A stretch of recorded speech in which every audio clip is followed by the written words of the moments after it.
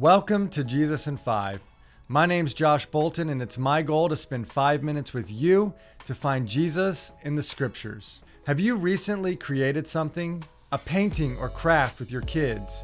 A sketch while you're waiting on hold? Photos that you've taken and edited? Music that you've played? Or maybe you've built something for your home. As people who are created in the image of God, we've been given the ability to create and build things. But in order to make a creation, we have to use created materials like wood, pencils, paper, paint, rocks, ink, instruments, and cameras.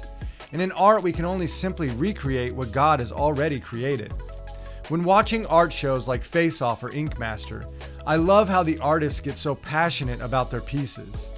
They're told by the judges to be creative, but the only thing they can really do is draw or sculpt what God has already created.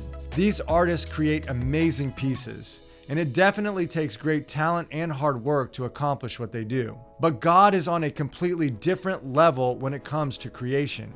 He, according to Genesis 1:2, created ex nihilo, or out of nothing. The Bible says, "The earth was without form and void, and darkness was over the face of the deep, and the Spirit of God was hovering over the face of the waters."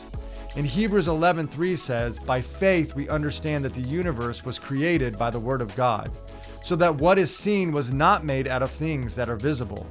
Think about that. What we see was created from nothing. That's absolutely incredible. Where's Jesus? Colossians 1:15-16 says, "He, Jesus, is the image of the invisible God, the firstborn of all creation.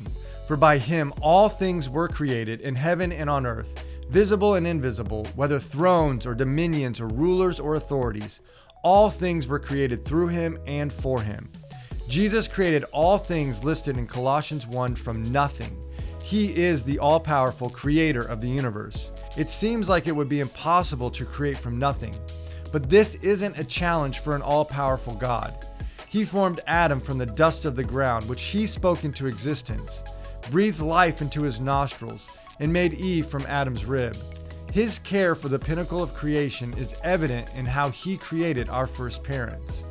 Then approximately 4,500 years later, another seemingly impossible event takes place in history in a descendant of Adam and Eve. The eternal God the Father sends the eternal God the Son, who is conceived by the eternal God the Spirit in a young virgin woman named Mary. This baby is miraculously conceived for us. There was nothing in Mary's womb, but now she is carrying the Son of God, the God-man, Jesus Christ. In the same way, Jesus created our salvation from nothing, from seeming impossibility. Jesus came from heaven to put on human flesh, to perfectly love God and love people as truly God and truly man.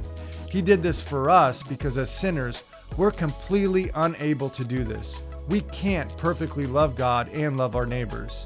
His perfect life made him the sinless sacrifice for our sins, providing a way for salvation where there was no way. The next time you read the creation story for yourself or to your kids, or you reflect on the beauty of a sunrise or sunset, remember that everything that was created, everything that we enjoy, was created from nothing. It was formless and void. Then reflect on your own life before Jesus.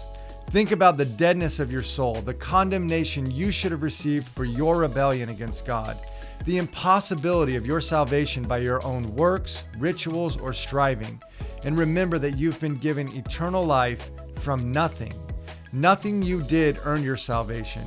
Rather, it's everything that Christ did that grants us life. We should also think about this when we're praying for our unsaved friends and family, or talking to people about the gospel. We should remember that Jesus Christ, who created the universe out of nothing, can also bring life to those who are dead in their trespasses and sins. Ezekiel 36 verse 26 says that from hearts of stone he can create hearts of flesh. And Paul tells us that if anyone is in Christ, they are a new creation. Repent of your sin and turn to God. Believe this good news today. I'll see you next week for the next video called Jesus Speaks. Until then, may God bless you and give you peace. Amen.